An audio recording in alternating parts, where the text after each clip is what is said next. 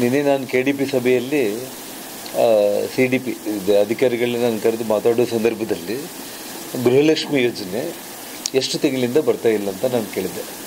February ತಿಂಗಳಿಂದ ಇದುವರೆಗೂ ಕೂಡ ಬಂದಿಲ್ಲ.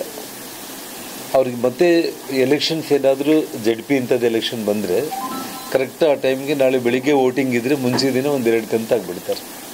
ಮತ್ತು ಆ ತಾಯಂದಿರನ್ನ ಅಲ್ಲಿ ಮೋಸ ಮಾಡುವಂಥದ್ದು ಸಂಪೂರ್ಣವಾಗಿ.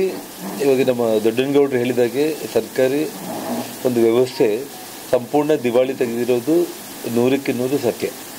ಅದರಲ್ಲಿ ಏನು ಎರಡನೇ ಮಾತೇ ಇಲ್ಲ. ಮತ್ತು ಇವತ್ತು ಏನು ಭ್ರಷ್ಟಾಚಾರ ಕೆಲವೊಂದು ವಿಚಾರಗಳಲ್ಲಿ ಇವತ್ತೇನು ನಮ್ಮ ಜಿಲ್ಲಾ ಉಸ್ತುವಾರಿ ಸಚಿವರಾಗಿರುವಂಥ ತಂಗಡಗಿಯವರು ಆ 25% ಕಮಿಷನ್ ಅಂತೇಳಿ ಒಬ್ಬ ಸ್ವಾಮೀಜಿಯವರು ಏನು ಕಂಪ್ಲೇಂಟ್ ಕೊಟ್ಟಿದ್ದಾರೆ, ಆ ವಿಷಯದಲ್ಲಿ ಅವರೇನು ಮತ್ತೆ ಅದನ್ನು ರಾಜಕೀಯಕ್ಕೆ BJPಗೆ ಸಂಬಂಧಪಟ್ಟ ಸ್ವಾಮಿಗಳಂತೇಳಿ ಅವರೇನು ಆರೋಪ ಮಾಡುವಂಥ ಒಂದು ಪರಿಸ್ಥಿತಿ ಇದೆ. ಅವ್ರ ಮನಸ್ಸಾಕ್ಷಿಗೆ ಅವರು ಎದೆ ಮುಟ್ಟಿ ಅವರು ಹೇಳ್ಬೋದು.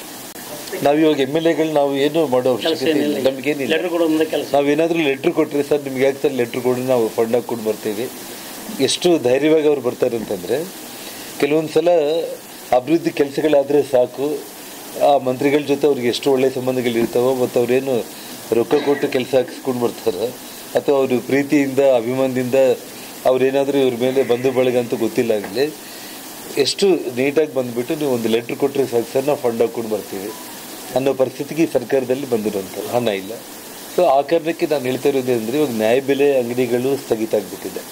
ಅವರೇನೋ ಜಿಯೋ ಇಶ್ಯೂ ಮಾಡಿದ್ದಾರೆ, ಅಂದರೆ ಬೆಳಿಗ್ಗೆ 8 ಗಂಟೆಯಿಂದ 12 ಗಂಟೆಗೆ, ಸಂಜೆ ಮತ್ತು 4 ಗಂಟೆಯಿಂದ ರಾತ್ರಿ 8 ಗಂಟೆ ತನಕ ನ್ಯಾಯಬೆಲೆ ಅಂಗಡಿಗಳು ಕಡ್ಡಾಯವಾಗಿ ಅವರು ತೆಗಿಲೇಬೇಕು ಅಂತೇಳಿ ಅವರು ಕಡ್ಡಾಯವಾಗಿ ಅವರು ತೆಗೆದು ಕೂತ್ಕೊಳ್ತಾರೆ. ಅವರು ಅಲ್ಲಿ ಕೊಡಲಿಕ್ಕೆ ಹಕ್ಕಿನೂ ಬೇಕು ಅಥವಾ ಸರ್ಕಾರಿ ಯೋಜನೆಗಳು ಕೊಡಲಿಕ್ಕೆ ಆ ತಾಯಂದ್ರೆ ಇವಾಗ ಏನಾಗಿದೆ ಅಂದರೆ ಡೆವಲಪ್ಮೆಂಟು ಒಂದು ಕಡೆ ಇಲ್ಲ, ಒಂದು ಕಡೆ ಜನರನ್ನು ಮರಳು ಮಾಡಿ ಗ್ಯಾರಂಟಿ ಸ್ಕೀಮ್ಗಳಲ್ಲಿ ಅದಕ್ಕೂ ಹಣ ಇಲ್ಲ.